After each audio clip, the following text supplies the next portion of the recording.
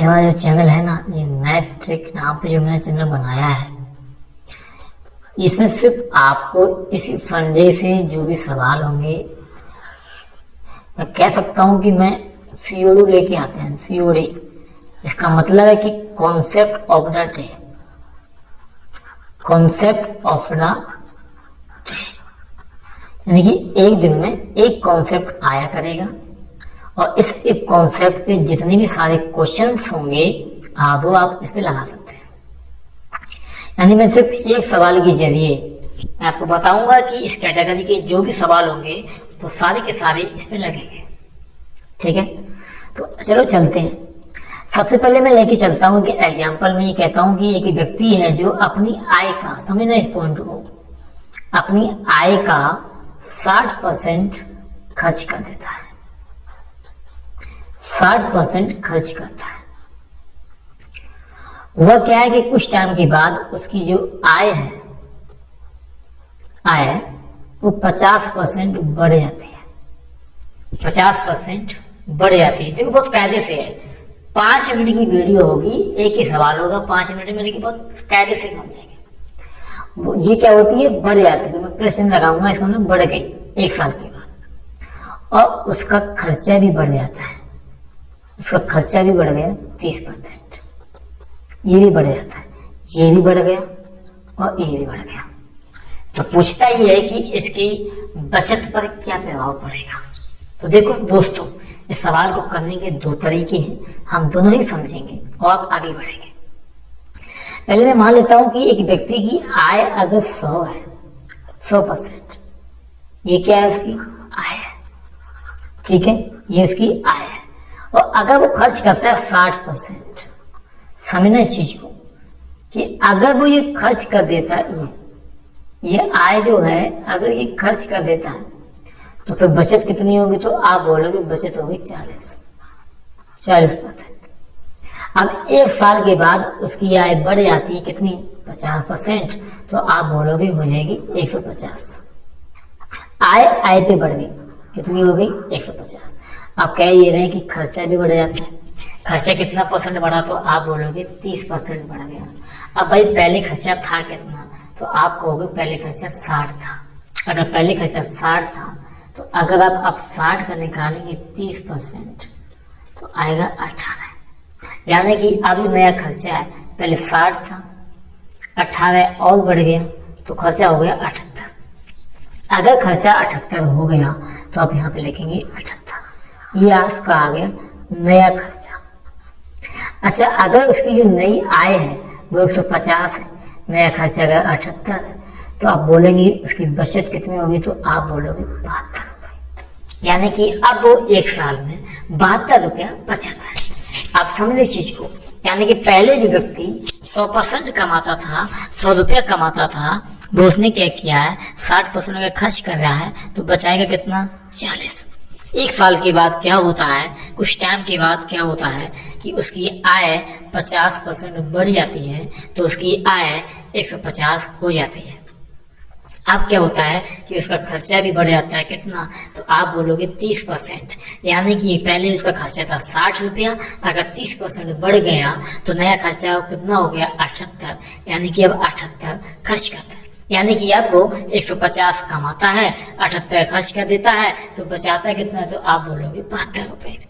ठीक है, तो हमने बोला कि परसेंट पे क्या प्रभाव पड़ेगा, तो आप देखेंगे पहली वाली बचत 40 थी, अब कितनी है, तो आप बोलोगे 72 है, तो उसकी बचत बढ़ कितनी गई, तो आप बोलोगे उसकी बचत बढ़ गई 32। तो आप बोलेंगे 32 बढ़ तो गई है, देखिए किस पे बढ़ी, तो आप कहेंगे 32 बढ़ी है 40 पे। परसेंटेज निकालने के लिए 100 से गुणा, तो आप देखेंगे 0 से 1 0, 4 से कट करेंगे 4 × 2 32, तो उसकी बचत कितने परसेंट बढ़ गई, तो आप बोलेंगे 80% बढ़ गई। यानी कि उसकी जो बचत है पहले की तुलना में, पिछले समय की तुलना में 80% ज्यादा हो गई। एक तरीका तो इस सवाल को करने का ये है। सेकंड तरीका मैं आपको बताऊंगा कि इसको करना कैसे। देखिए, मैं कहता हूं कि पहले वो खर्च कितना करता था, पहले वो खर्च कितना करता था। अच्छा, ये वाला तरीका जो है, ये तरीका इम्पोर्टेंट है, यही तरीका आपको फायदा देगा। देखो, मैथ ट्रिक का मतलब मैंने चैनल इसलिए बनाया है कि आपको एक कॉन्सेप्ट पे जितने सारे सवाल होंगे वो इसी कॉन्सेप्ट पे लग जाएंगे। तो मैंने कहा कि पहले वो खर्च कितना करता था, आप कहोगे 60% खर्च करता था, कोई दिक्कत नहीं। आप क्या करेंगे, 60% को फ्रैक्शन में जब आप तोड़ेंगे तो आ जाएगा 3/5। अब एक बात बताइए, खर्च अगर करता है इसका मतलब ये है कि वो 5 रुपये कमाता है, यानी जो 5 रुपये है उसकी क्या है, आय है, क्लियर। और ये 3 रुपये उसका क्या है, आप बोलोगे खर्च है, कोई दिक्कत नहीं। इन दोनों का अंतर जो आएगा आप बोलोगे वो बचत है। यानी कि कह सकता हूँ कि कोई व्यक्ति 5 रुपये कमाता है, 3 रुपये खर्च कर देता है, तो 2 रुपये बचाता है, ठीक है।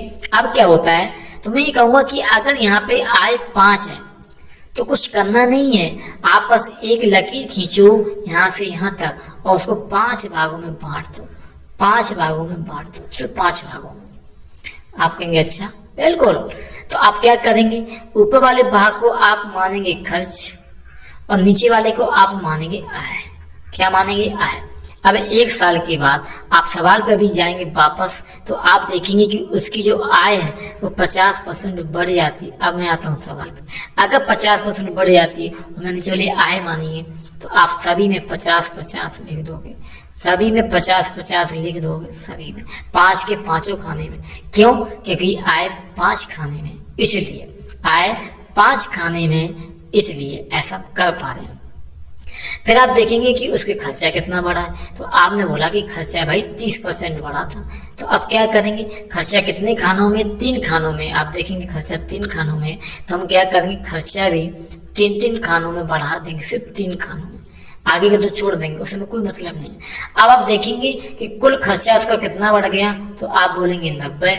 ऐसी कुल आय उसकी कितनी बढ़ेगी यहाँ से यहाँ तक, तो आप बोलेंगे 25 यानी कि 250।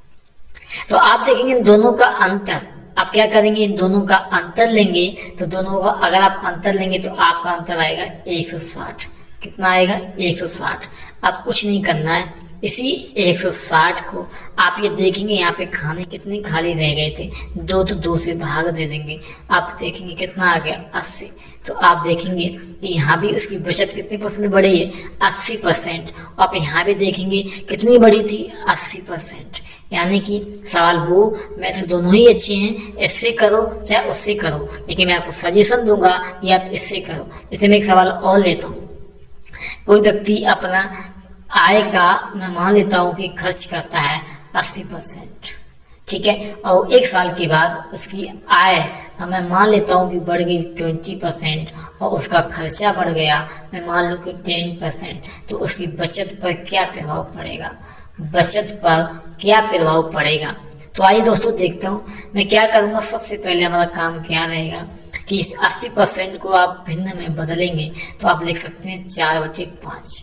आप कुछ नहीं करना है, एक शॉर्ट और करना है। आप देखेंगे कि उसकी आय कितनी बढ़ी, 20। आप देखेंगे ये तो आय है नीचे वाली, आप देखेंगे ये ऊपर वाला खर्चा है, कोई दिक्कत नहीं, बना रहने दो खर्चा। अब आप क्या करेंगे, देखो अगर आय 20% है, यहाँ पे आय 5 है, तो आप 20 × 5 का गुणा करेंगे तो 100। खर्चा 10% बढ़ गया, खर्चा 4 है, तो आप क्या करेंगे 10 × 4 आप गुणा करेंगे तो आएगा 40। इन दोनों का अंतर लेंगे 60। अच्छा यहाँ पे अंतर देखो, इन दोनों का अंतर कितना है, आप देखेंगे यहाँ पे दोनों का जो अंतर है वो 1 का है, तो आप यहाँ पे 1 का भाग देंगे तो आपका आंसर आ जाएगा 60%, यानी कि उसकी बचत 60% बढ़ गई। दोस्तों आज का कॉन्सेप्ट ये बहुत गजब का कॉन्सेप्ट है। परसेंट की एक टाइप जो बनता है, ये टाइप यूपी पुलिस हो चाहे एसएससी हो चाहे बैंक हो, कोई सा भी एग्जाम हो, ये टाइप आता ही आता है। आशा करता हूँ कि आपको ये वाला मेथड बहुत अच्छा लगा होगा, ये कॉन्सेप्ट आपको अच्छा लगा होगा। आगे और भी लेके आएंगे, फिलहाल आज के लिए इतना ही, मिलते हैं नेक्स्ट वीडियो में।